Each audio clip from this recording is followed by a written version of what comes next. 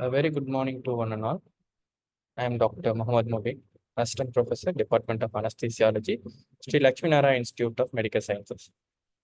Today we are going to talk on the topic of organophosphorus poisoning and its management. Uh, Coming to the importance of this topic, organophosphorus compound are one of the few easily available pesticides or insecticides available even in the remote of villages. So the access to this poison is much more common, and the incidence of accidental, suicidal, and homicidal are a little high compared to other insecticides. So you can easily present with a accidental poisoning with organophosphorus compound. Moreover, apart from other spray poisonings, uh, organophosphorus components even can cause poisoning by cutaneous or uh, infection, poisoning to skin and inhalational too. So coming to the various contents of today's topic, uh, today we are going to see the importance of organophosphorus compound and its um, incidence of poisoning, classification of the components, metabolism and mode of absorption, mechanism of poison, clinical features, and how do you manage the case of organophosphorus compound. So coming to the introduction, um, these are basically these are anticholinesterase. So what are anticholinesterase? These are components that prevent the uh, activation of acetylcholinesterase. These enzyme, acetylcholinesterase, is used to break down acetylcholine into acetyl, acetic acid and choline. So once these anticholinesterases inhibit this enzyme, the component acetylcholine gets increased in the neuronal junctions. So these are, as mentioned earlier, these are easily available and are extensively used in agriculture and household insecticides. It comprises the ester, amide, or thiol derivatives of phosphoric acid. So the base is a phosphoric acid. It can either be an ester group of phosphoric acid, ester group binding to phosphoric acid, or an amide group, or a thiol group of phosphoric acid. So accidental and homicide poisoning are common. Also used are such as in spite of it can also be used as powder spray, or also used as a gas, such as nerve gas agent in chemical warfare. Example, sarin. It is also apart from chemical warfare, such as World War II, it was also used in certain religious cults that practice certain end of the day or end of the world phenomenon. Those cults used the sarin gas in Japanese metro. So this was also used in as early as 1990 also. Then coming to the therapeutic agents, ecothiophyte is used in the treatment of glaucoma. So being a common household insecticide and agriculture pesticide, there are no rules or regulations that govern the sale and the monitoring of the usage of these components. So they are readily available. So the chances of getting this poison is much more easier. Then exposure to organophosphorus in an attempt to commit suicide is more common when compared to the chronic exposure seen in farmers. So how do you classify the compounds? They are either highly toxic, intermediate toxic, or low toxic. So what are the highly toxic components? Uh, these include tetraethyl pyrophosphates and parathion. They are mainly used in agriculture insecticide. So intermediate poisonants are Cumafus, chlorpyrifos, and triclophon. These are all are used as an animal insecticide. So for rodents and small pests. Low toxic agents, these are used mostly for the mosquitoes and other insects. Example include diazinon, malathion, and dichlorvos. Used for household applicants such as for anti-cockroaches and anti-mosquito spray and field spray.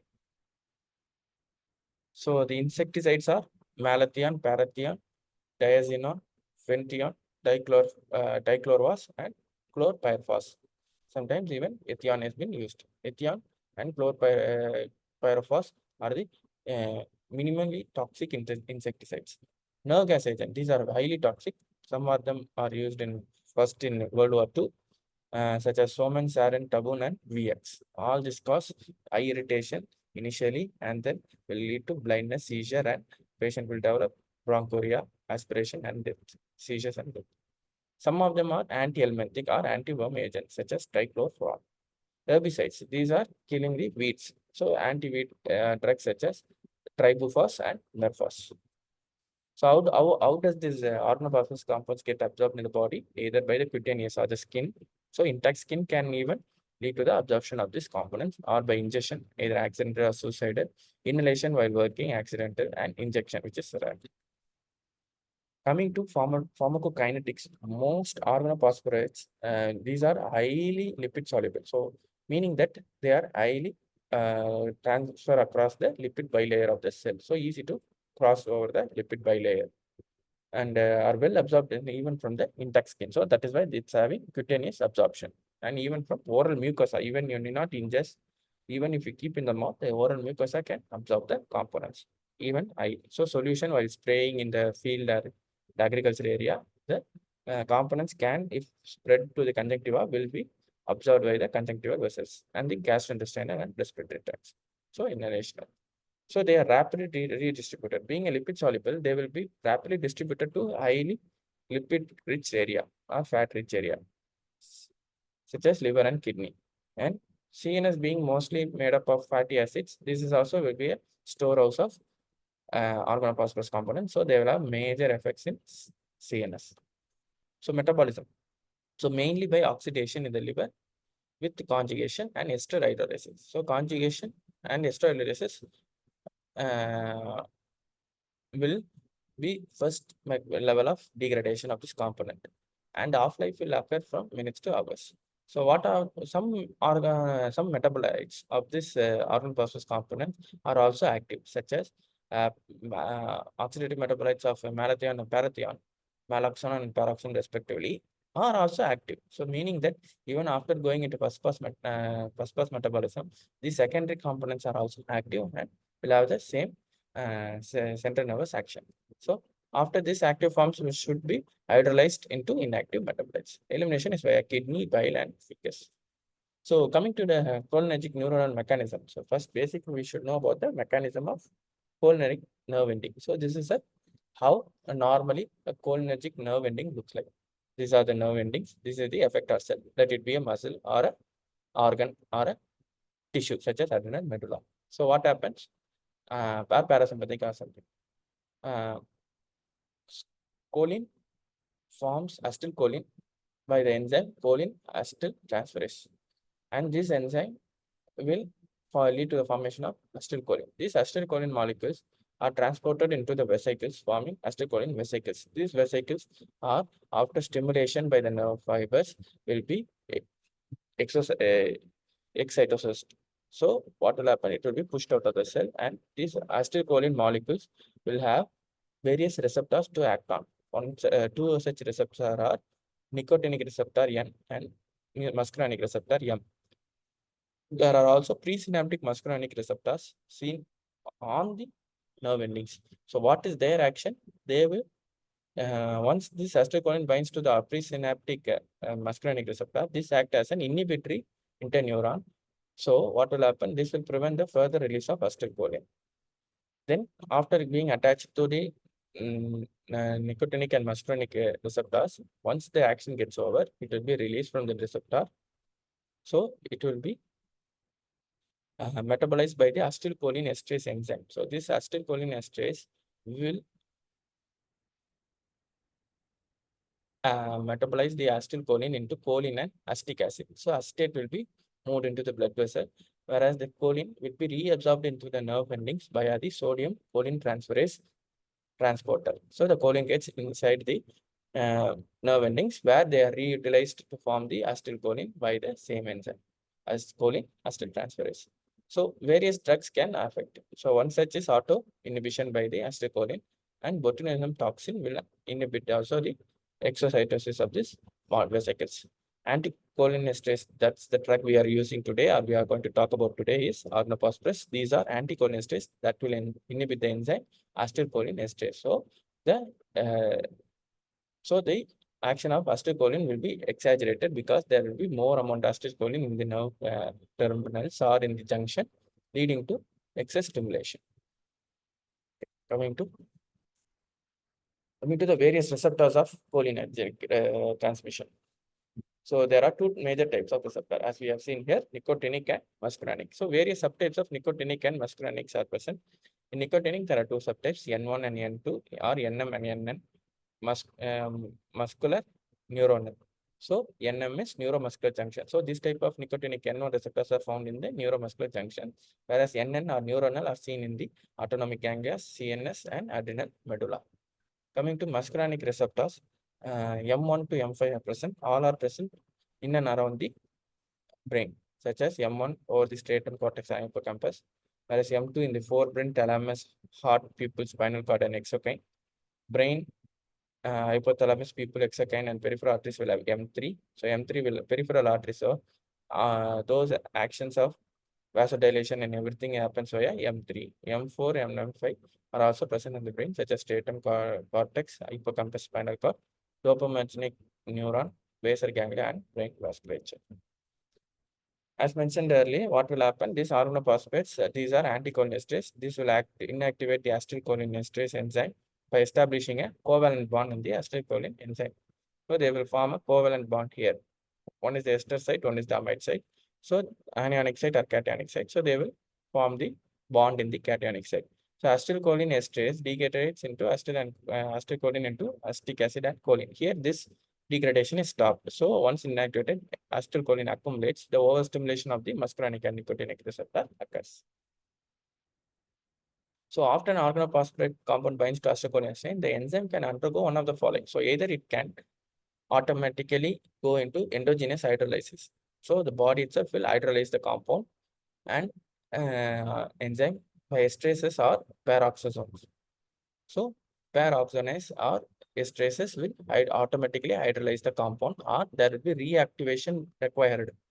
If there is no auto hydrolysis or endogenous hydrolysis, now we have to give a compound which are strong nucleophile, which will go and release the or reactivate the acetylcholinesterase by removing the bond. Sometimes, even after a long time, there would be irreversible binding, wherein even if you give a strong nucleophile, there will not be any action because they form a strong bond leading to aging of the receptor. So deactivation of the receptor is not possible. So three things can happen once anticholinesterase organophosphorus components bind to the receptor. So the onset and severity of the symptom are specific to the compound and amount of the compound used, the route of inhalation or administration, and rate of metabolic degradation. So coming to the clinical features, following exposure within 30 minutes to 3 hours, the patient can have the symptoms to be presented with. So there will be either a history of incidental or accidental ingestion of organophosphorus compound. Usually, if the patient is conscious, it will be given by the victim itself or by the bystander if the patient was brought unconscious. Then clinical signs in the early phases will be non-specific, but local muscarinic effects can be seen at the site of exposure. For example, in gut or the oral mucosa or in the skin. So what will happen? What will happen? It will occur within immediately of the exposure. And following this only, after this local reactions such as swelling, edema, redness, irritation, you will have systemic effects when the poison gets absorbed into the central circulation, and the effects are seen in the systemic components, such as due to muscarinic, nicotinic, and central actions. So coming to the various signs and symptoms. So what are the early signs? Early sign is predominant parasympathetic overactivity. So parasympathetic acetylcholine is the neurotransmitter for the parasympathetic system. So once you get more acetylcholine, there will be overstimulation of the parasympathetic neurons. So the signs and symptoms will be those of parasympathetic overactivity. And they have a typical garlicky smell. The poisons are usually having a typical garlicky smell. So what will happen? There will be irritation of the eyes leading to lacrimation, excess salivation, sweating. So there will be more of secretions, copious bronchial secretions, bronchoria will be there. Meiosis, pinpoint pupil, blurring of vision because of the pinpoint pupil. Patient will have breathlessness due to muscle palsy, colicky pain due to abdominal muscles and intestinal tissue, smooth muscle palsy, so leading to involuntary defecation and urination. What will happen to central nervous system? Patient will have hypotension. Bradycardia is more deadly. Patient will develop bradycardia. Sometimes even tachycardia. And arrhythmias are more common with organophosphorus components as it is cardiotoxic, and vascular collapse due to vasodilatation, severe vasodilatation and hypertension. Coming to skeletal muscle, patient will have fasciculation, weakness, and respiratory paralysis. Slowly, the muscles of each group will be affected, initially starting with fasciculation, weakness, and finally paralysis. In central nervous system, initially patient will be excited, then will have tremors, ataxia, unable to due to cerebellar involvement. There will be ataxia. Patient will not have balance. Then later he will throw conversions, coma, and finally death due to especially respiratory failure. So WHO classification of organophosphorus components based on severity into mild, moderate, and severe. Here we have to measure serum or RBC cholinesterase level and patient's physical signs and symptoms. So if the serum or the RBC cholinesterase levels are between 2 to 8 units per ml, then it is mild symptoms. If it is between 0.8 to 2 ml, it is moderate. And if it is less than 0.8 units per ml, it is very severe ingestion or poisoning. Initially, patient will able to walk and talk in mild cases, will have just colicky abdominal pain, nausea, vomiting due to the spasm of the intestinal muscles and esophageal muscles, headache, and excessive salivation and sweating. Whereas in moderate case, patient will talk, but he will not have the same vigorous or energy to talk like a normal level. He will have slow voice because of the patient will be developing respiratory distress. He cannot walk, there will be a lower motor type of palsy. Then fasciculations will be present and pinpoint people, so there will be blurring of vision, restless, the patient will develop anxiety. As the patient gets agitated and more aggressive in moderate state, as the severity goes up, he will become comatose, convulsion will start, and there will be profuse bronchoria. Coming to the various systemic manifestation in cardiac system, ECG will show prolonged QT interval, elevation of the ST segment, inverted T waves, and increased PR interval. Sometimes sinus bradycardia, but most of the time it can be ventricular related arrhythmias such as ventricular ectopic tachycardia or fibrillations. Coming to respiratory manifestation, in acute organophosphorus component, there will be excessive secretion. So bronchoria, rhinorrhea leading to bronchospasm and laryngospasm.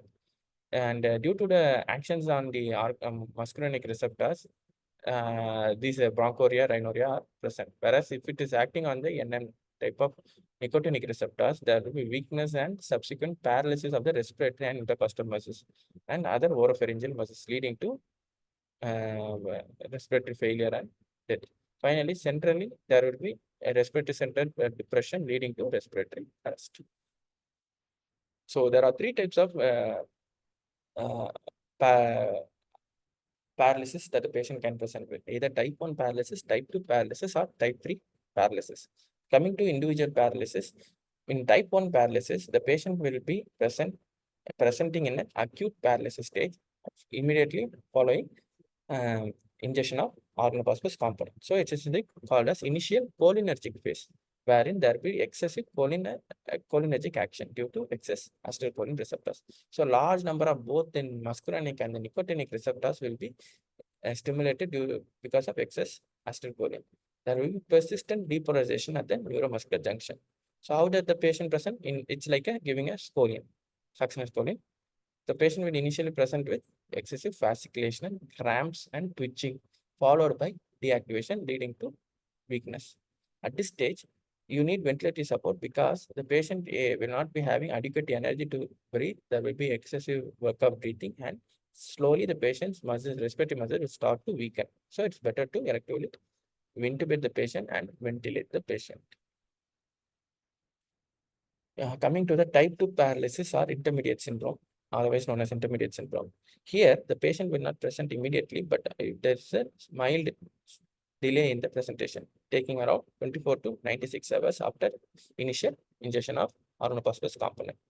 It is a distinct clinical entity, meaning it is not like an acute poisoning wherein you will have fasciculation, weakness, and twitch.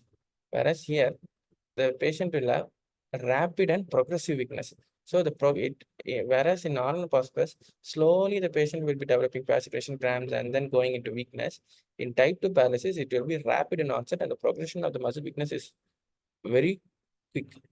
and it is present in 10 to 40% of the patient who are treated for acute poisoning develop this. Obviously, if we don't treat for acute poisoning, the patient will die in that state. But if we are successfully recovered from the acute poisoning stage, later on within 1 to 3 days, 1 to 3 to 4 days, the patient will start developing, or within 1 week, again, rapid onset paralysis. Then you should suspect either the patient has developed intermediate syndrome or the patient is again take the poison. So what are the group of muscles that are seen? Ocular muscles, eye muscles, neck muscles, most of the eye head and neck muscles, and proximal, not distal, proximal muscle weakness leading to and respiratory muscle failure. So the patient will have ocular muscle involvement, neck muscle involvement, um, proximal muscle involvement, and respiratory muscle involvement. All this paralysis will be so rapid, it will occur within 1 day. So initially the patient will be fine. By the next day morning, he will be completely paralyzed. So elective ventilation is also needed in this case. So if you suspect intermediate syndrome, better to electively intubate the patient and secure the airway and ventilatory efforts. So how does the patient present in case of intermediate syndrome? The patient uh, will have loss of consciousness or drowsy state. So there will be fall in the consciousness level without any fasciculations compared to type 1. Type 1, there will be fasciculation. Here, fasciculations and other cholinergic signs such as bronchoria, rhinorrhea, nothing will be present. The patient will simply present with decreased consciousness and weakness. So what are the other features? There will be weakness of the neck flexion. So patient will be unable to flex the neck. There will be head lag, and there will be varying degree of proximal muscle weakness. So patient cannot lift his leg or the arm above the head. Then respiratory insufficiency. The patient will have difficulty in breathing. There will be tachypnea, tachycardia, rapid shallow breathing will set in. So you have to suspect respiratory muscle palsy, including both intercostal and diaphragm.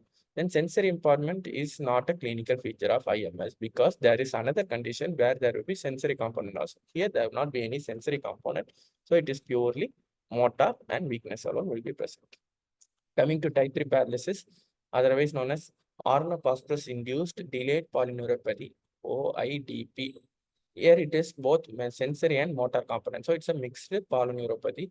So it is a sensory motor distal axonopathy. So it will occur after large dose injection of organophosphorus component and will present with after 2 to 4 weeks of initial injection. They will present with both weakness and ataxia. Patient will have balance issues and weakness. So initial stimulation, there will be fasciculation. Later on, continuous stimulation will lead to inhibitory paralysis. So what are the cardinal symptoms? Here, opposite to intermediate symptom, here you will have distal muscle weakness of hands and foot. So in intermediate symptom, it will be proximal muscles, whereas in the OIDP or the polyneuropathy, delayed induction, you will have distal muscles involving the hands and feet. Then it will be as an example like cough, pain, paresthesis, and of the distal part of it. So how do you diagnose? There will be a strong history of Organophosphorus injection in the past 2 to 3 weeks, and they will present with the manifestation toxicity. And afterwards, they will be after treatment, there will be improvement of signs and symptoms. And if you want to confirm the diagnosis, if you give atropine, the patient's muscle weakness and everything will be improving. So giving atropine, if the signs and symptoms improve, that means they will be having OIDP. So other gold standard is estimating plasma or RBC cholinesterase estimation. So plasma butyryl cholinesterase or RBC acetylcholinesterase is the useful biochemical marker. Then analytical, so you have to identify the organophosphorus either from the gastric aspirate or the body fluids. In doubtful cases, you give 1 gram, 1 mg of IV atropine. If the symptoms uh, are improving and more of anticholinergic manifestation, then there will be a suspicion of organophosphorus compound poisoning. So how do you treat the patient? Now you have identified the patient. Patient has come to your OP. You have find out cholinesterase levels and everything. It has, or by the simple history, you could come to the conclusion that the patient has taken OPC poison. So what you do? You first initiate decontaminate and give supportive therapy. Block the muscarinic activity with atropine and try to replace the or reactivate the cholinesterase enzyme by oximes And if there is presence of metabolic abnormalities, you correct that. And we have to prevent secondary infection either from organophosphorus components or due to hospital acquired or community acquired pneumonias and etc. And manage the complications. So how do you decontaminate and give supportive therapy? As we have known that ingestion of even not even ingestion, just contact with the cutaneous route can lead to OP poisoning. So what you have to do is all clothing, air accessories has to be removed, washed and disposed of in appropriate waste. Patient then wash the patient with copious amount of water and soap. If the patient is in comatose and vomiting state, put the patient in lateral position with head down and extension to avoid the risk of aspiration. Intubate the patient as early as possible when you suspect the patient is having excessive vomiting, unconscious, or having seizures. Then do frequent suctioning. As we know, the patient will have more of cholinergic overstimulation, wherein bronchoria, salivation, lacrimation will be high. Then ocular decontamination. So wash the eye and uh, other ocular region with water and saline. So what should the healthcare? As we know that we healthcare workers are also at the risk of getting OP poisoning. So we should wear proper PPE such as rubber gloves and glove.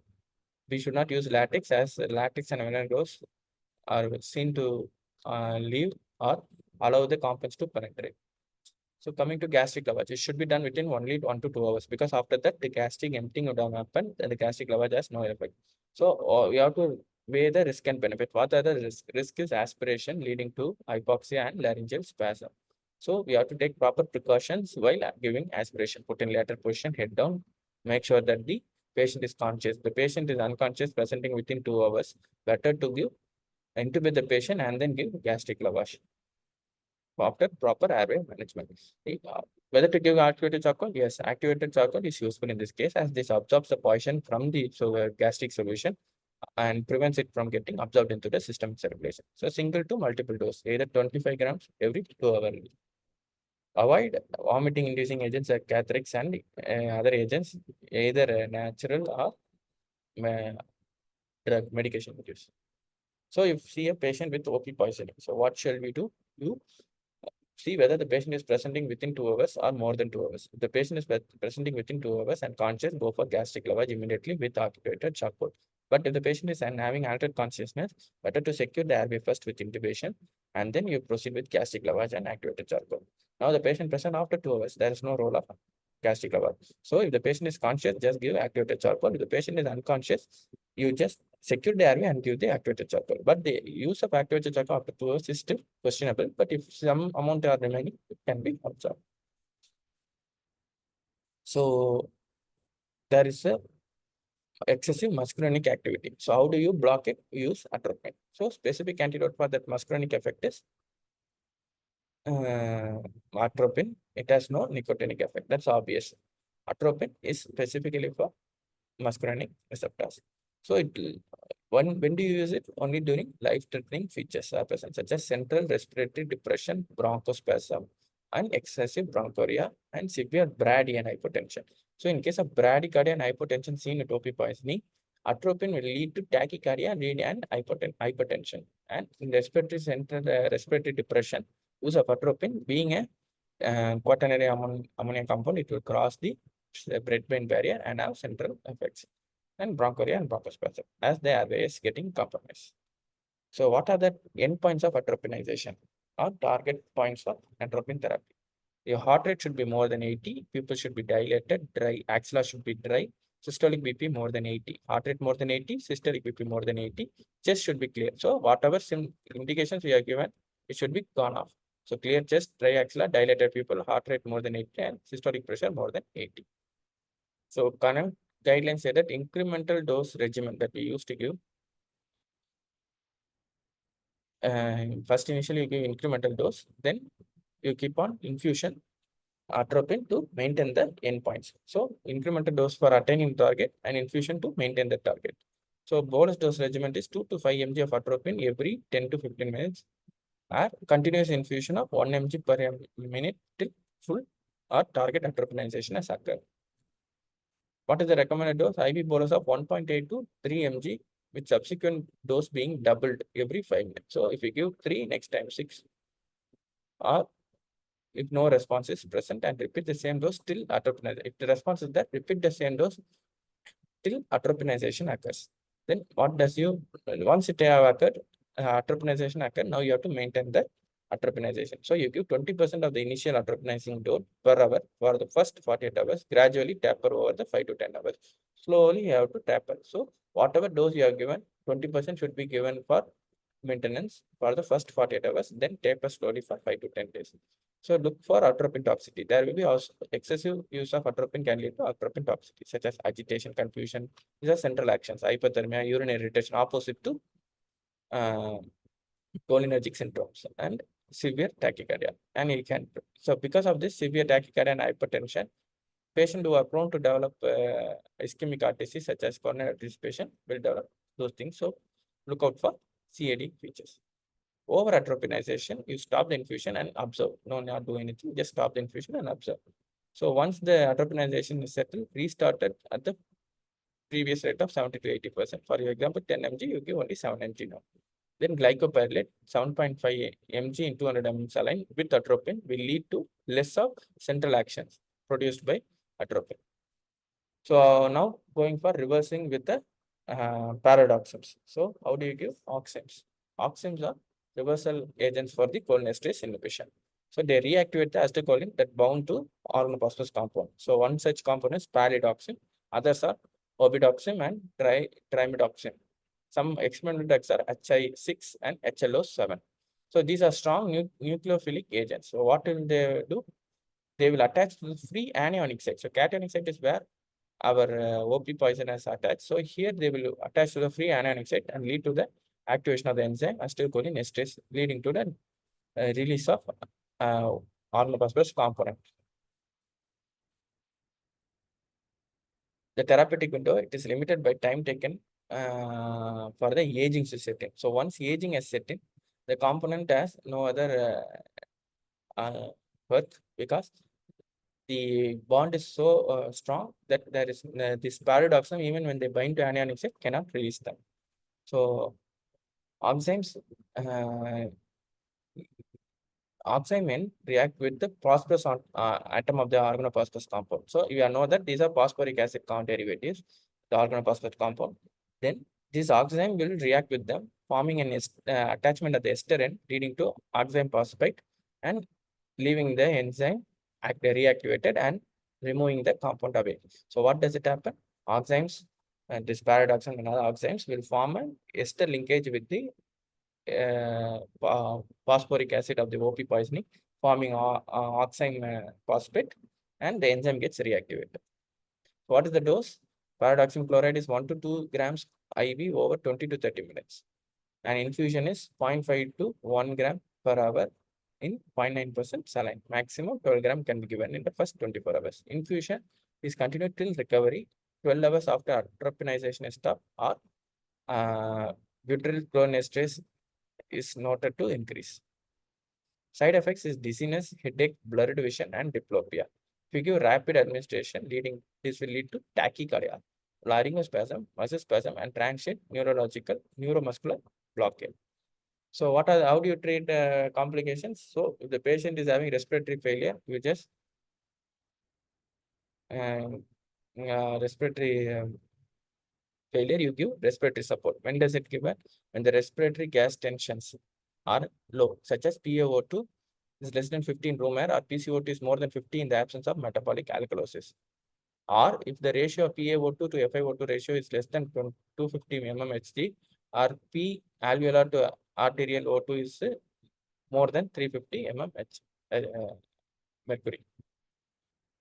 If the respiratory rate is more than 35 ml, that is, if the patient is having tachycardia, then also tachypnea, then also you will stop for ventilation.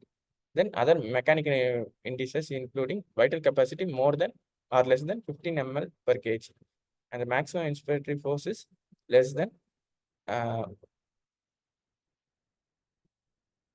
minus 25 centimeter of water, or the patient is presenting with CNS complications. You give diazepam as the first line of drug for seizures, more common with organophosphorus nerve agents such as soman and tabu. Then supportive therapy. So supportive therapy, what we are going to give.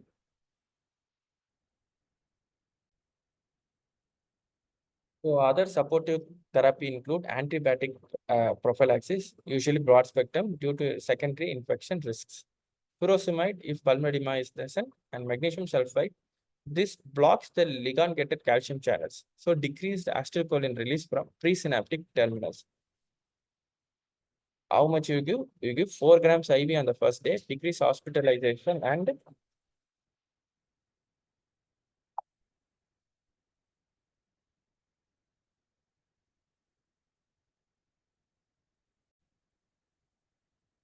decrease hospitalization and improves the outcome.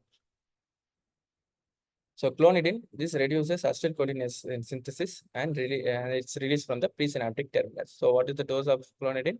0.15 to 0.3 mg IV bolus followed by 0.5 mg infusion over 24 hours. Sodium bicarbonate increases the pH and improves the outcome through an unknown mechanism. So useful in case of nerve gas poisoning. 5 milliequivalents per kg over 1 hour followed by 5 to 6 milliequivalents per kg per day. Role of FFP hemodialysis and hemofiltrations are still not clear. They are not specifically indicated. So these are my references. Thank you. I hope you have a broad understanding of organophosphorus components, its poisoning, how do you patient present, what are the delayed and other types of neuroparalysis associated with organophosphorus component, and how to manage them, and proper treatment protocol and supportive therapy. If any questions are there, the podium is free open to questions. I'm free to clear your doubts.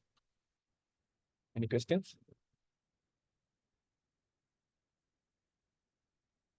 If no questions, I can end the class. Thank you.